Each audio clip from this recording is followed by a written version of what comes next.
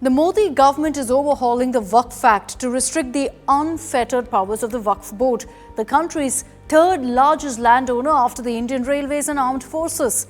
Let's tell you all about the Waqf Amendment Bill. Starting off with the very basics, what exactly is Waqf? Well, Waqf is defined as a property given in the name of God for religious and charitable purposes. Section 3 of the Waqf Act defines what a Waqf property is, and here's what it says, I'm quoting. Waqf means the permanent dedication by any person of any immovable or immovable property for any purpose recognized by the Muslim law as pious, religious or charitable. Now, a property can become a Waqf through a deed or instrument, or a property can be deemed Waqf if it's been used for religious or charitable purposes for a long period of time. The proceeds are typically used to finance educational institutions, graveyards, mosques and shelter homes. As per Sharia law, once a land goes to Waqf, it cannot be reversed. Notably, their land holdings, the Waqf Boards land holdings, have doubled since 2009. So what's the history of the Waqf Act? Well, the Act was first passed by Parliament back in 1954. Subsequently, it was repealed and a new Waqf Act was passed in 1995 that essentially gave more powers to Waqf Boards. In 2013, the Act was further amended, again to give far-reaching powers to the Waqf Board to designate property as Waqf property. So what does the Waqf Board do? Currently, every state has a Waqf Board headed by a chairperson, one or two nominees from the state government, Muslim MLAs and MPs, Muslim members of the State Bar Council and Islamic scholars. The boards have the power to administer the property and take measures to recover and sanction any transfer of immovable property of Waqf. This can be by way of gift, sale, mortgage or lease.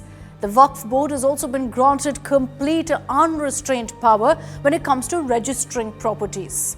And as a result of that, Waqf Boards currently have almost 8,70,000 immovable properties, 16,173 movable properties and 3,56,031 estates in more than 8 lakh acres of land.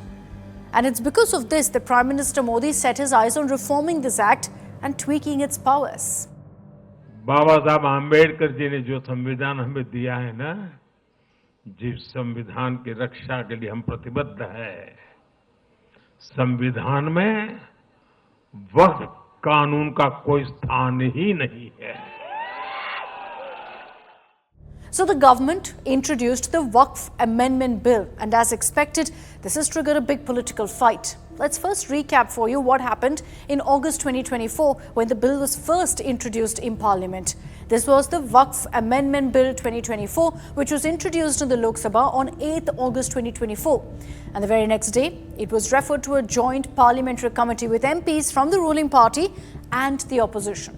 चंद लोगों ने पूरा वक्फ board को कब्जा करके रखा हुआ है और आम मुसलमान लोगों को जो न्याय इंसाफ नहीं मिला उसको सही करने के लिए ये बिल लाया गया है.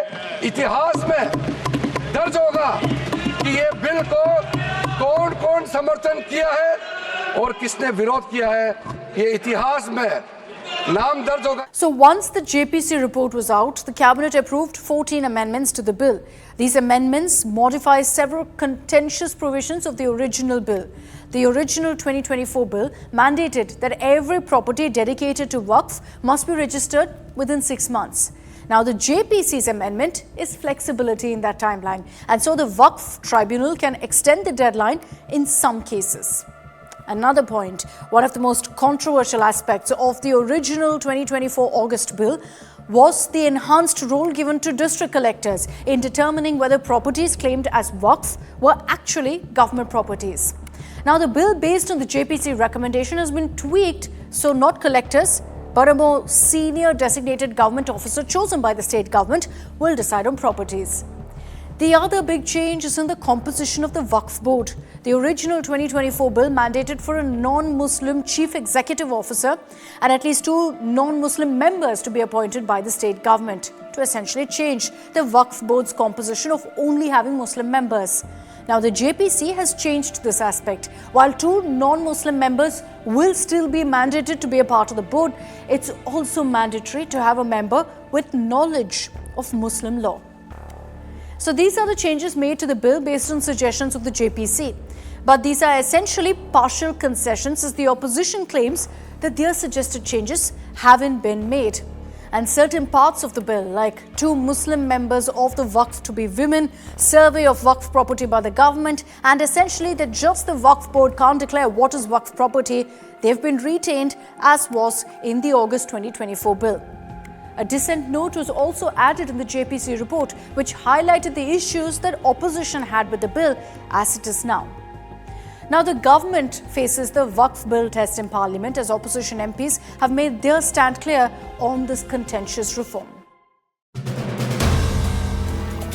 If you like the video, do like, comment, share and subscribe.